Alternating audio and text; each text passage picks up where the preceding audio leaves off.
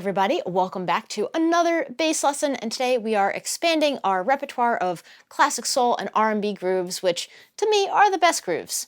There are a lot of grooves out there, but I've surveyed most of them, and this one wins this category of what I consider 60s to 70s soul R&B, and today we're going to learn how to basically use major triads to create some really iconic soul R&B bass lines.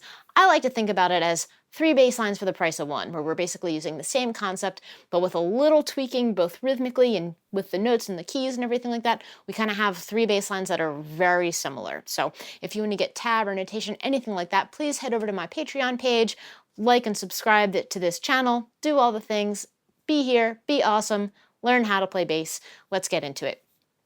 So the first thing we're going to do is we're going to kind of break down the basic concept of using triads, major triads, playing from a 1 chord to a 4 chord in a chord progression. So if you think about the song In the Midnight Hour, Wilson Pickett, classic tune, really what's happening in that song is we're in the key of E major. So if you think about playing an E major scale,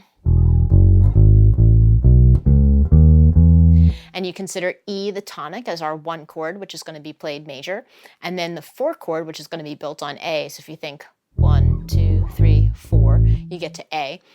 That is also going to be a major chord, and we're going to play both of these with triads. So the goal here is to go quickly back and forth between E, the 1 chord, and A, the 4 chord, using a major triad to kind of express the chord. So to do so, if you're playing on a 4-string bass, you can use your open E string. If you're on a 5-string bass, you can even fret the 5th fret of your B string if you want to play your E there. But for those of us playing the classic 4-string bass, I'm going to play my open E, and then I'm going to play my major triad with my G sharp, and then I'm going to use my pinky here to play the B, the 5th. So my major triad over the E chord, 1, 3, 5, or E, G sharp, and B. Now for this particular shape, I'm really kind of using my 4-fret span method. I'm using my open E, I'm using my index finger for this G sharp here on the 4th fret, and then I'm using my pinky for the B here on the 7th fret. Now the cool thing about this is if you want to mentally picture using your middle finger, or if you're on a 5-string, you can just place your middle finger there, you're kind of like playing your root note, the 3rd, and the 5th. And the reason why this shape is important is because when we go to A, our 4 chord, we're going to use exactly that same shape. So as we play our triad over the 4 chord, the A major triad, we're going to go A, use our middle finger for that, our index finger for the C sharp, which is our 3rd, and then our pinky for the E, the 5th of the chord. So here's our A major triad.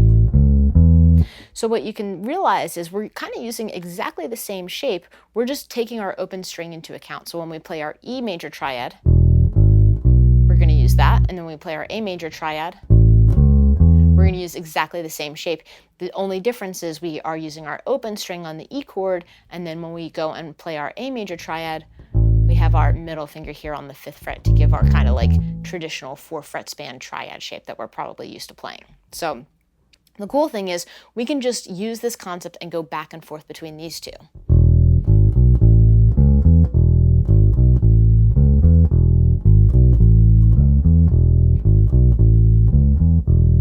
And we're really just going E, A, back and forth.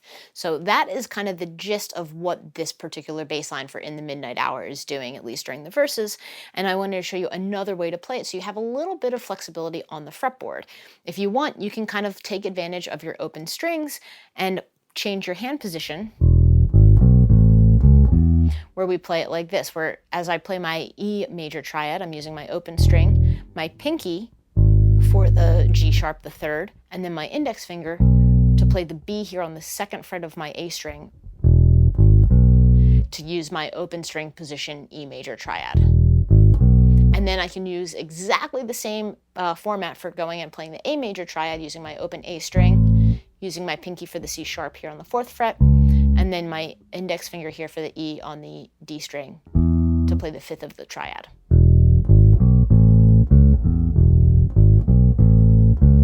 Now I'm going to slow this down a little bit because if you're not used to playing open strings, muting really does become an issue. So nice and slow with that. And again, this is exactly the same thing as playing it here. We just have a little bit of flexibility in terms of how we choose to play it and where we choose to play it on the fretboard. One other option is we can play this an octave higher. So there are some like classic soul R&B bass lines where you're playing a little bit higher on the neck. And if we wanted to, we could find that same 1 to 4 pattern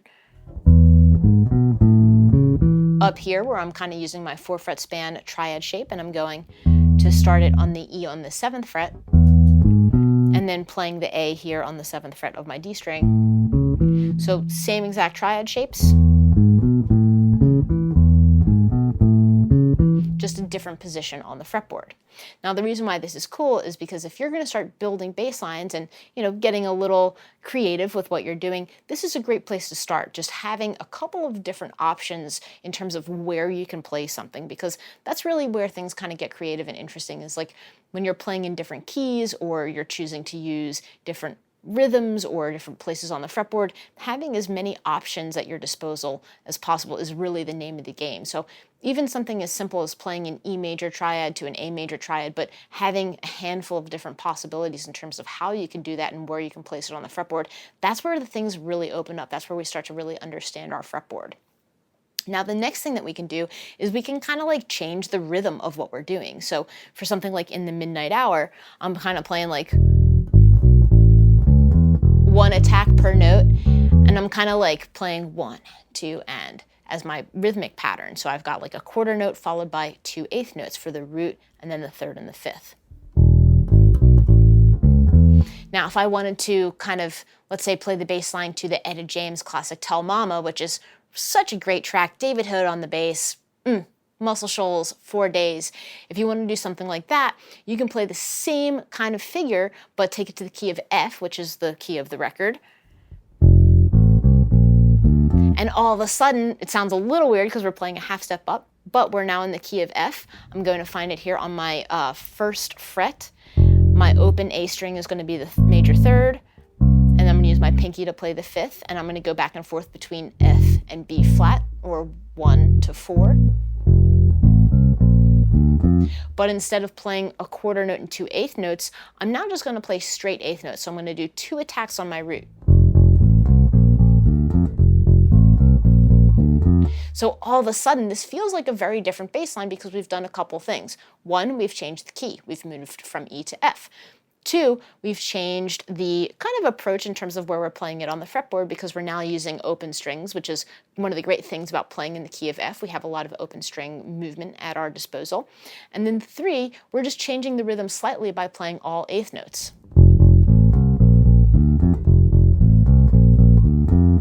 But still the concept is, hey, we're just moving from the 1 chord to the 4 chord and using major triads to create this bass line. So that's like a pretty cool thing. So we've had 1 to 4 major triad bass line within the midnight hour. Number 2, we've got Tell Mama. Ooh, Etta James classic. Now 3, we're going to go back to the key of E and we're going to change our rhythm pattern a little bit.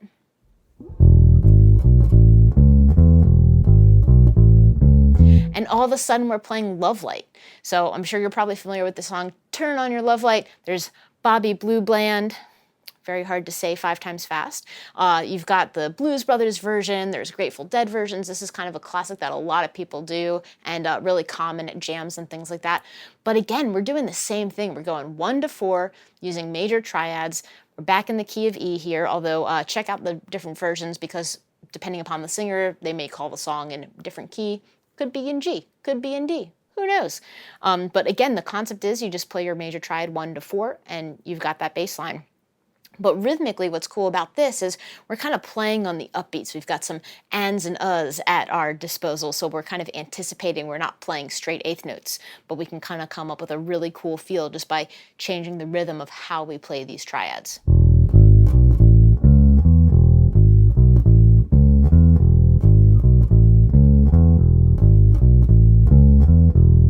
I'm just ready for Dan Aykroyd to come in and start dancing. You know, this is a really cool way to think about playing those triads and just changing the rhythm a little bit, but usually using the same fundamental thing, which is 1 to 4 major triads. So here we go. We had 3 soul R&B bass lines for the price of 1. So as you start learning these songs, getting this repertoire under your belt, one of the great things is to try to find connections between songs, between bass players that played on records, between artists and time periods, all that kind of fun stuff, and to see how much overlap there is in a really cool way. You know, sometimes just a little creative change makes a big difference. So I hope you enjoyed this video. Again, if you want to get tab notation, anything like that, please head over to my Patreon page. And happy practicing, everybody. Keep it groovy.